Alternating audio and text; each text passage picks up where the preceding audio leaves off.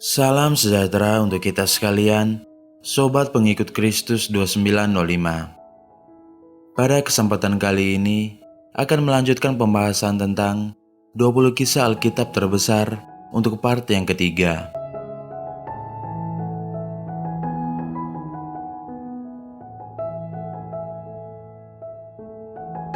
Yang ke-11, kelahiran Yesus. Yesus dilahirkan di Bethlehem.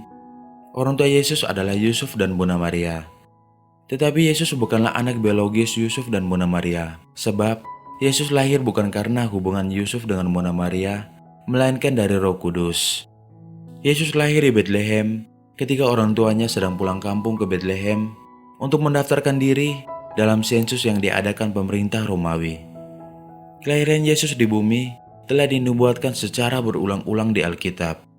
Yesus datang ke bumi untuk memberitakan Injil Kerajaan Allah dan memberikan nyawanya bagi tebusan dosa manusia.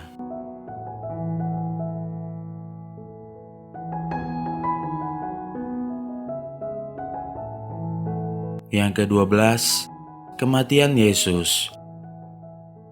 Pada saat Yesus memberitakan Injil, banyak orang yang mengikutinya dan percaya kepadanya. Hal ini membuat para pemimpin Yahudi, para tua-tua, imam-imam kepala, ahli Taurat, orang Farisi, orang Saduki menjadi iri dan benci kepada Yesus. Apalagi Yesus kerap mengecam mereka sebagai orang-orang munafik yang lebih memperhatikan tradisi nenek moyang daripada firman Tuhan. Oleh karena itu, mereka sepakat untuk menyingkirkan Yesus dengan cara menghukum mati dia. Karena pada masa itu, bangsa Israel berada di bawah kekuasaan bangsa Romawi, maka mereka tidak berhak menghukum mati seseorang, hanya para penguasa Romawi yang berhak untuk itu. Untuk itu mereka menyerahkan Yesus kepada pemimpin Romawi di Yudea saat itu, yakni Pontius Pilatus.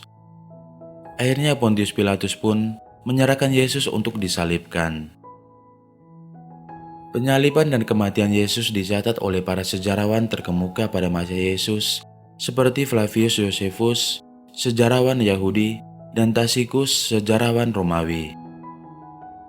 Jadi penyaliban dan kematian Yesus adalah suatu fakta yang tak terbantahkan, yang benar-benar terjadi secara historis di tempat dan waktu tertentu, sebagaimana dicatat oleh Alkitab dan para sejarawan dunia. Namun sekalipun penyaliban Yesus terjadi karena tuduhan palsu orang Yahudi, hal ini justru dipakai Allah untuk menggenapi rencananya yang besar dalam menyelamatkan manusia berdosa.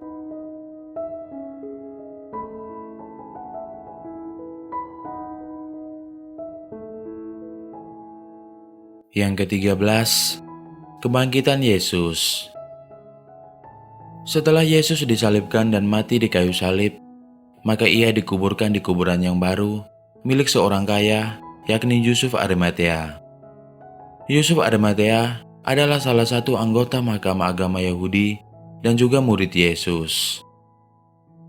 Ketika Mahkamah Agama Yahudi menghukum mati Yesus, sebelum diserahkan kepada Pilatus, Yusuf Arimatea tidak setuju. Yusuf Arimatea meminta izin kepada Pilatus untuk menurunkan mayat Yesus, mengafaninya sebagaimana lazimnya jenazah orang Yahudi dan menguburkannya. Murid-murid Yesus yang lain seperti para wanita yang menyaksikan penyaliban Yesus juga menyaksikan penguburan Yesus.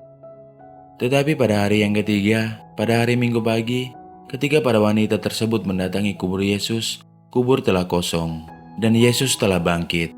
Kebangkitan Yesus diperkuat oleh kesaksian dua malaikat yang hadir di kubur Yesus.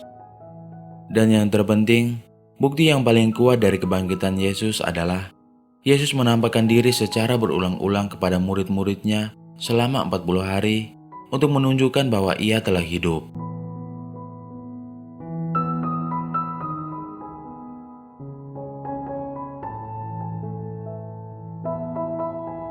Yang ke-14, kenaikan Yesus ke surga.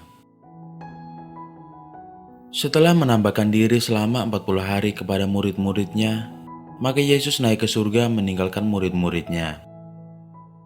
Kenaikan Yesus ke surga terjadi setelah ia terlebih dahulu memberi perintah kepada murid-muridnya untuk memberitakan Injil kepada seluruh bangsa.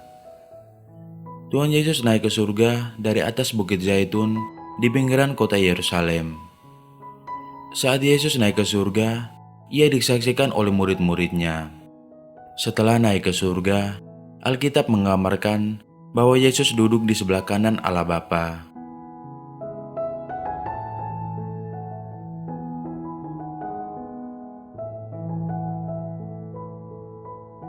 Yang ke-15, pencurahan Roh Kudus dan kelahiran gereja.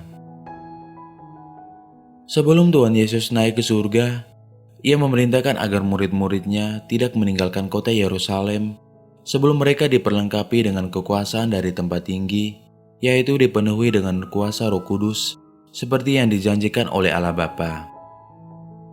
Hal ini dituruti oleh murid-muridnya ketika mereka kembali dari Bukit Zaitun, tempat di mana Yesus naik ke surga. Mereka naik dan berdoa di ruangan atas di tempat penampungan mereka di Yerusalem. Jumlah mereka saat itu adalah 120 orang. Pada hari ke-10 mereka berdoa, yakni hari ke-50 setelah kenaikan Yesus ke surga, maka turunlah Roh Kudus atas mereka dalam bentuk lidah-lidah api, dan mereka penuh dengan kuasa Roh Kudus. Lalu Petrus berkhotbah di hadapan orang banyak, dan ada sekitar 3.000 orang yang bertobat. Inilah hari kelahiran gereja Tuhan di bumi. Jadi walaupun benih-benih gereja sudah ada ketika Yesus memilih murid-muridnya yang pertama, yaitu 12 rasulnya, ditambah dengan orang-orang lain yang percaya kepadanya, namun baru pada hari Pentakosta, gereja lahir dan diresmikan.